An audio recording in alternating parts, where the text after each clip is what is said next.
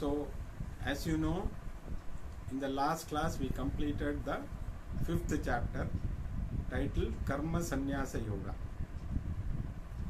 So, Krishna covered various aspects in this chapter. So, today let us summarize what we have learnt in the 5th chapter. In fact, this itself will give you once again a step-by-step method to attain the ultimate goal. So for somebody who is keen on attaining the ultimate goal called moksha, all the steps required are given methodically by Lord Krishna in this chapter.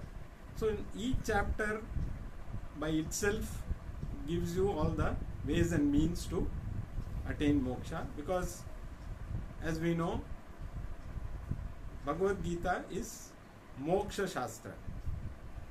So the people who are keen on attaining moksha, for them Bhagavad Gita is the guide, you can say, a step-by-step guide. So how Krishna tells Arjuna what is the method to do that, and in turn telling all of us through Arjuna how to attain moksha. So let us understand what are the topics that are covered in this particular chapter. So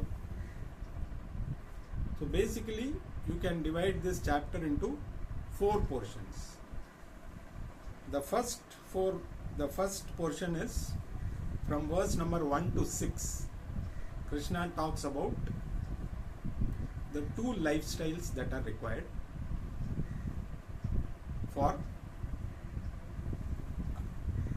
to facilitate our movement towards the goal. So basically we will again come back to that. The second portion, which is from verse 7 to 21, it covers the 2 spiritual disciplines, that is Karma Yoga and Jnana Yoga. In that 7 to 12 talks about Karma Yoga and 13 to 21 talks about Jnana Yoga. Then the third topic that is covered is benefits of Jnana Yoga. So what are you going to get if you follow this path? So that is from verse number 22 to 26. And the final portion is verse 27 to 29, which is an introduction to the next chapter, 6th chapter, which is meditation, Dhyana Yoga. So he just gives us a brief introduction to the next chapter in the last 4 verses. So this is how this chapter unfolded. So as you know, coming back, we'll just revise quickly. The 2 lifestyles that Krishna mentions is Grihastha-ashrama and Sannyasa-ashrama.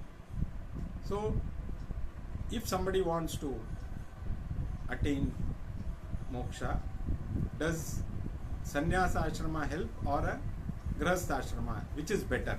So this was the question, and basically Arjuna was wanting to know that if Krishna says Sannyasa-ashrama is better, he would have preferred it, because it would have been easy for him to drop everything and run away to the forest. But Krishna knows, being the knower of everything, he knows what Arjuna is looking for. So he describes in this chapter that Grihastha-ashrama is better. Both ashramas have their own plus and minus. The Grihastha-ashrama is natural, because this is how majority of the people follow. So it's a natural process. For sannyas ashrama, one needs preparation. And unless one is mentally prepared, sannyas ashrama can be disastrous. So, grihastha ashrama is the way normal majority of the people follow. And people definitely relationships matter, because for emotional purpose we always look for relationships. That is why unless one is prepared, sannyas ashrama can be very disastrous, because one has to cut off from most of the relationships. So that's not an easy process. So there are many sannyasis who regret later, and they are neither able to. So they go through a lot of mental disturbances, and ultimately they end up in the wrong way. So because again, though there is no hard and fast rule that you cannot come back to grihastha ashrama, once you take it, you are supposed to follow that. So society will also look at you in a different way if you change your ashrama from sannyasa to. They look at you differently also if from grihastha ashrama you take to sannyas. They think you are a little mad or something. Only if that sannyasi becomes famous, then all the before that sannyasi takes sannyasa, the neighbors, relatives all will say, "Oh, this fellow is mad. Why is he doing like this? He should take up some job, work and all that." And suppose that sannyasi ultimately becomes very famous, he is known worldwide, then everybody will proudly say, "He was my neighbor, he is my relative, he is my cousin." So everybody will come forward to claim their relationship with that sannyasi. So sannyas ashrama has its own limitations. Grihastha ashrama is more easy for everybody to follow, but for pursuing knowledge there are a lot of hindrances when it comes to grihastha ashrama. For sannyasi, he doesn't have to do anything else. He doesn't have any responsibility.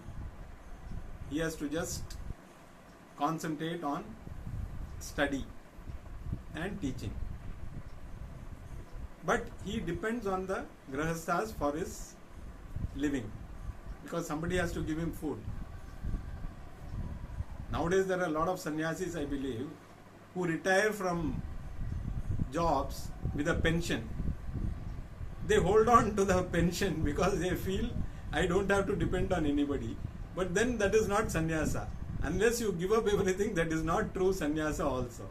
So if you depend on your pension and other things, then that sannyasa, whether it is going to help that person or not, we don't know.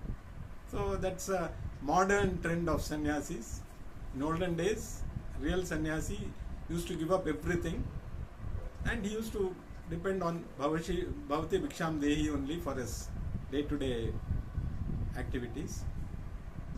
So grihastha ashrama comes with a lot of responsibilities. You have to take care of your family, you have to take care of so many things. So you may not have time for study. But definitely if somebody is keen, they will always allocate some time for religious and spiritual activities. So in fact, grihastha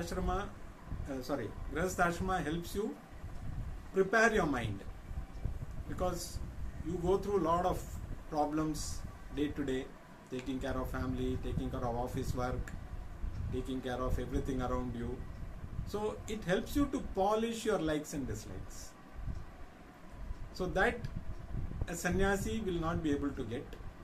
But probably the sannyasi would have gone through many of these things in his previous lives. So that is why if somebody is really ready for sannyasa, all the previous things he might have gone through in his previous life, and that is why in this life he has straight away opted for sannyasa, bypassing the grahastha ashrama. So only the person who wants to take up sannyasa knows how well prepared he is. Nobody else can know. So you should be true to yourself. You should be mentally prepared if you want to take up sannyasa. So grahastha ashrama, your day-to-day things are taken care of. Your food, your clothing, your house, the basic things. So all those are taken care of. And that's what everybody does. And in fact, everybody cannot take to sannyasa also. First of all, not many people are mentally prepared. And if really everybody takes to sannyasa, there will be nobody to feed them. So there will be no grahasthas left to take care of them. And there will be no farmers, there will be no people producing anything. Everybody is a sannyasi and taking bhiksha from each other. Nobody will have anything to give. So that is why nature also knows. So it's very, very few people who have that urge to take sannyasa in the proper way. So these two lifestyles Krishna has described in the first 6 verses. So any of us who want to move forward in this path, we should choose a lifestyle which is in tune with our mindset. But both are good with their own disadvantages and advantages. So choose one which is good for our present setup, our mental makeup. And being a grahastha doesn't prevent you from attaining moksha. The path is a little more difficult, but it is not impossible to attain moksha or to proceed in the spiritual path and probably continue that journey in the next janma. So many of the sannyasis who are really prepared must have gone through all the polishing in their previous lives of the mind, which makes them ready for sannyasa early in this birth. So first step is to choose a particular lifestyle which is suitable, and both lifestyles are good to attain moksha. So this is what Krishna, basically he emphasizes more on grahastha ashrama, because any chance given, Arjuna would have grabbed the chance to become a sannyasi.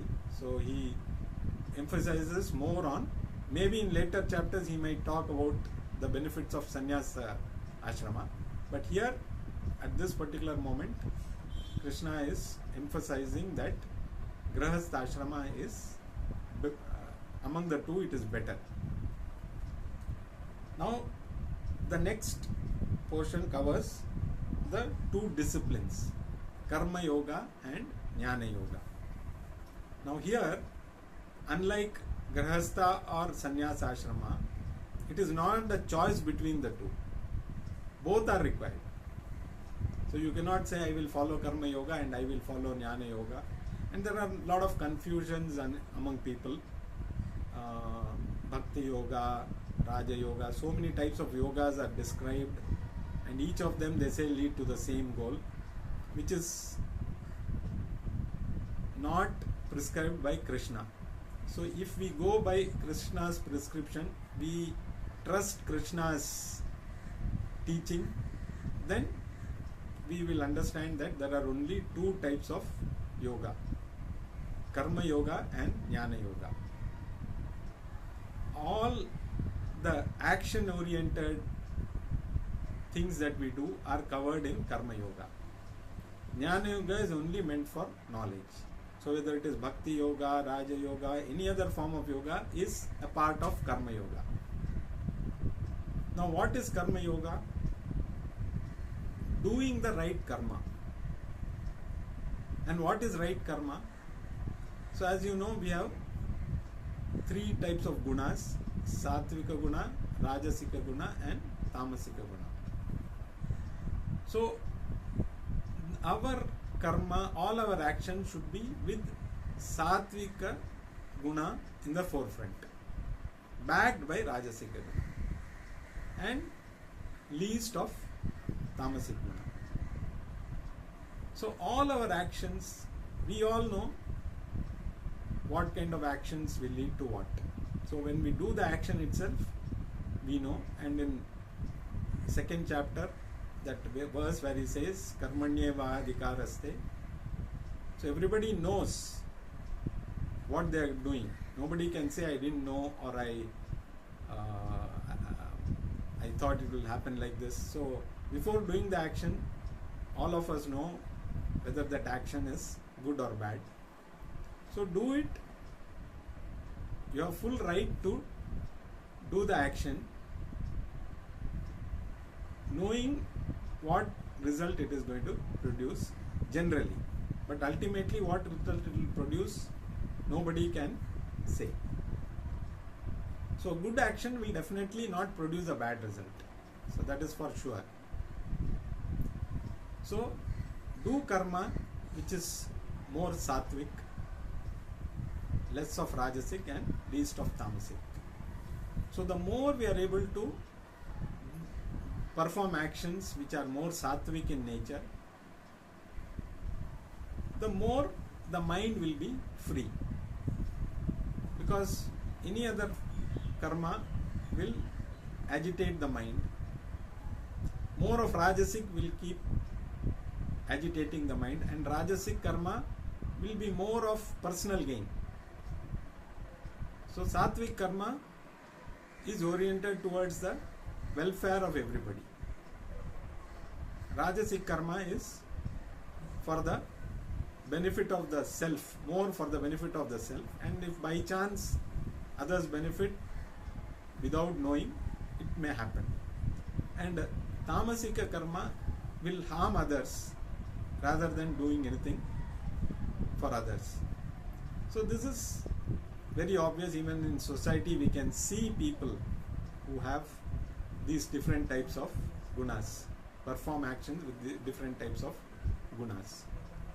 So if we want to, real karma yoga means your action should be sattvic. So that is the first condition for karma yoga. What is the second condition? Whatever the results come, you accept them as Ishvara Prasada. So it basically means that you should have complete faith in God. So you bring God into every action that you do. So basically, Ishvara should be present in your day-to-day activities. So the more you are able to bring in Ishvara, your actions will be more pure. And whatever results come, we take that as a prasada. We accept that. So that is why, again, karmanyeva adhikaraste ma phaleshu kadachana. So you have no control over the results of the action. You have full control over your action, but whatever result comes, you accept that as Ishvara Prasada. So there is no problem for you. Because if you start taking results as per your expectations, you will always be agitated, because most of the time the results may not be the way we want them to be. Because we may feel, I deserve this, I deserve that, but it is driven by so many factors, including your past karma. So in this life you may feel you have done some good actions and you are not getting the benefit, but the result may be because of some of your past karmas. So our prarabdha karma, which is what we are enjoying or suffering now, is because of our past. So that is why we sometimes go through many problems and we sometimes enjoy also. So prarabdha karma is a mix of both. So if you accept the result of any action as a prasada from the Lord, you will have no problems.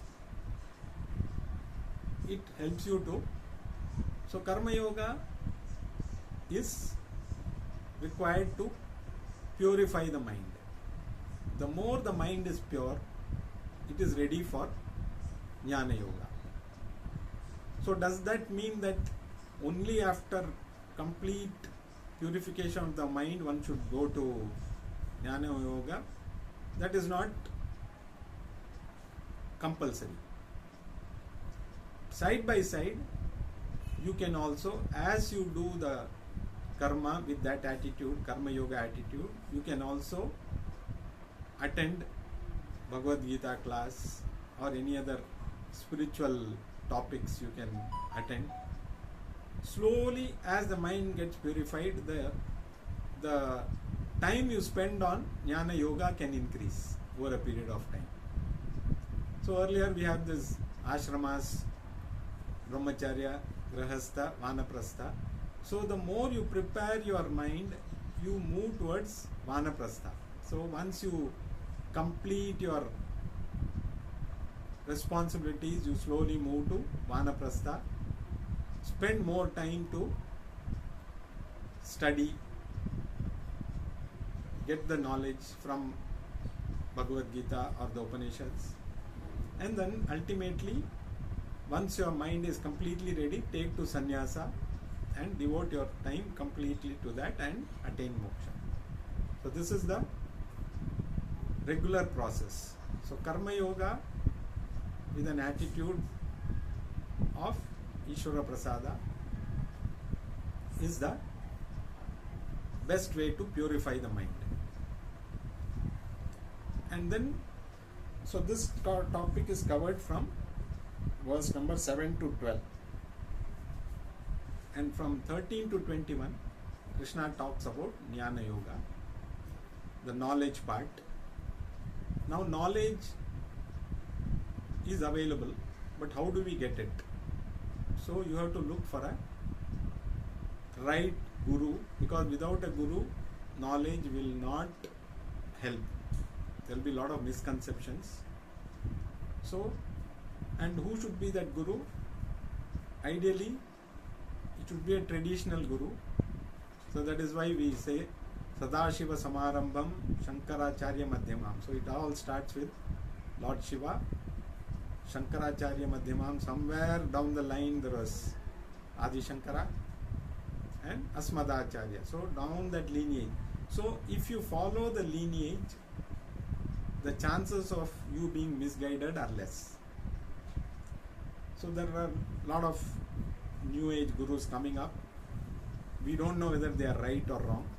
But if they don't follow a tradition, it is better to avoid. You can listen to them, but don't follow them in a systematic manner, which may, suppose that after spending years, you find that whatever you have learned, that person or that guru did not guide you properly, you will lose interest in spiritual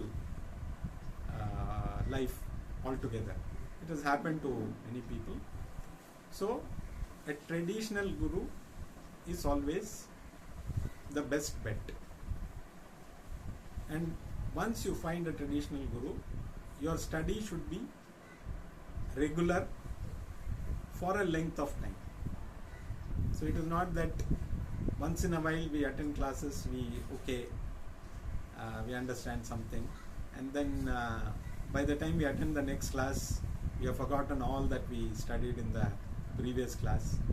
So if you are keen on moksha, it should be a continuous study under a well-versed guru for a length of time. So these are all conditions which have to be met if somebody wants to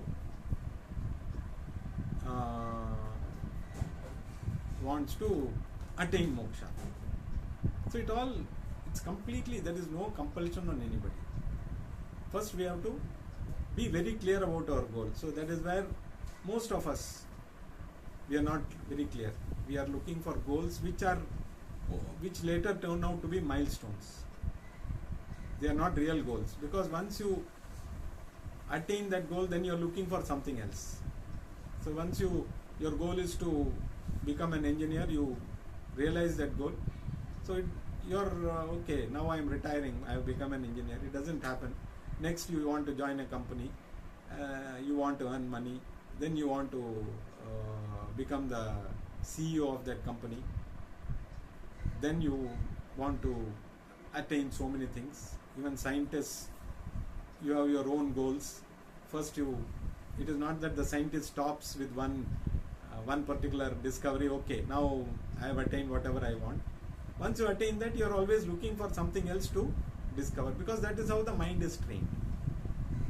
So first we should be very clear about what we are looking for, and if we understand the goal clearly,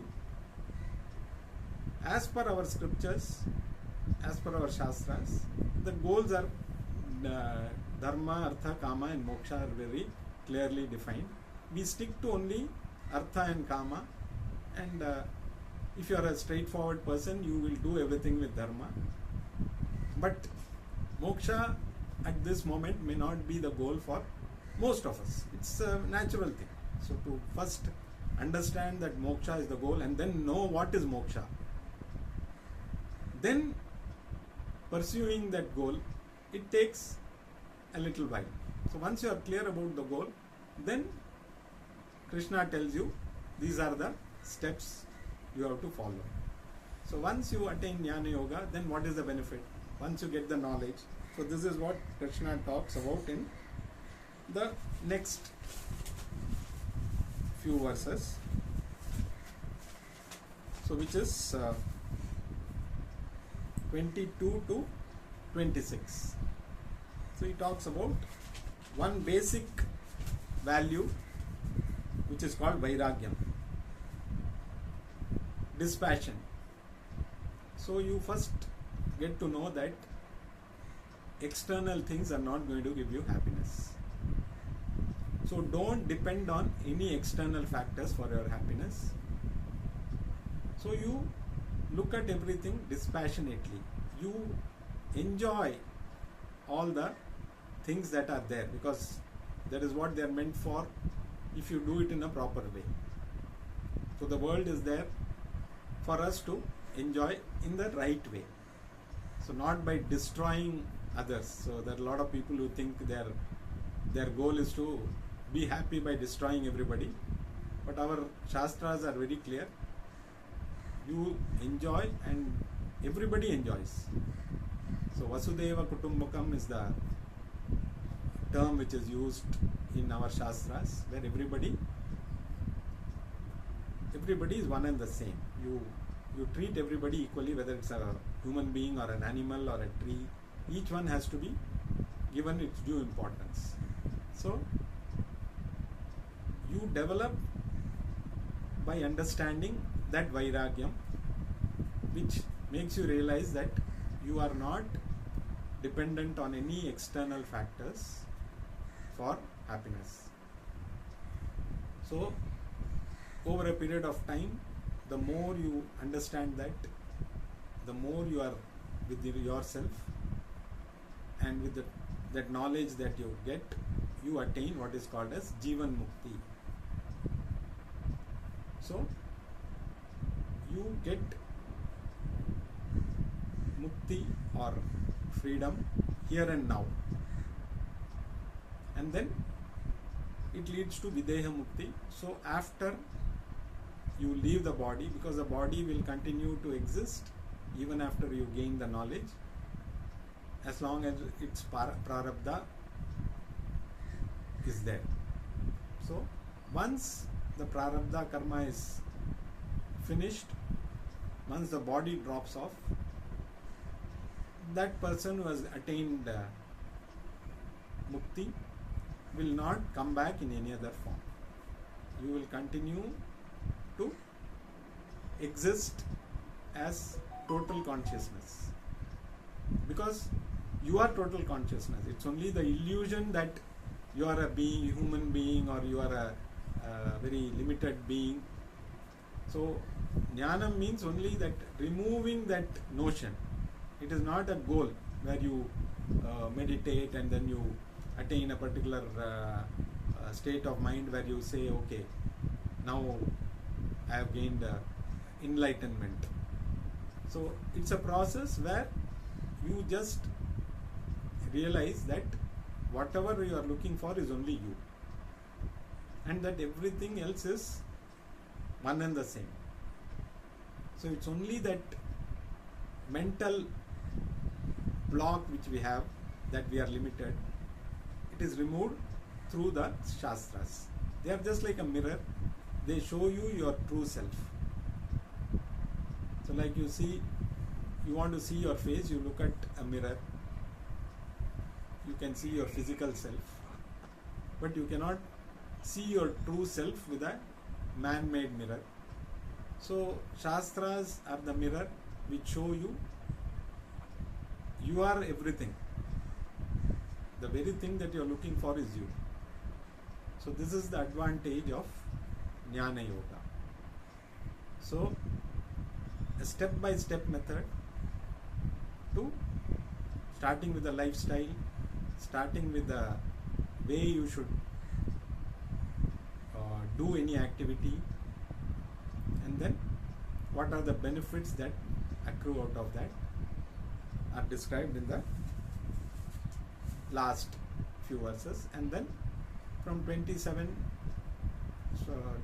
to 29, Krishna talks about meditation, which is going to be the topic for the 6th chapter, which anyway we are going to cover. So he just wanted to give a glimpse of what is going to come in the next episode, like they show in the serials what is coming in the next episode. He has given a glimpse. So it is going to be about meditation, and this meditation is not similar to the various types of meditation that we know, that people talk about. So here meditation is going to be something different, and how to do that, what to do for that, all that Krishna will be explaining as to us, or to Arjuna, and in turn to us in detail. So we will move on to so with this, the 5th chapter by itself, which is complete. If we follow the steps that are prescribed in this itself, we may not need anything else, but our doubts will continue. So all these steps require ultimately how to clean the mind, how to purify the mind. That is where the getting jnanam is not so difficult, but the whole process is of purifying the mind, which in the next one of the methods to proceed towards that goal is going to be discussed. So with this, the 5th chapter summary is complete. So from next class we will move to 6th chapter.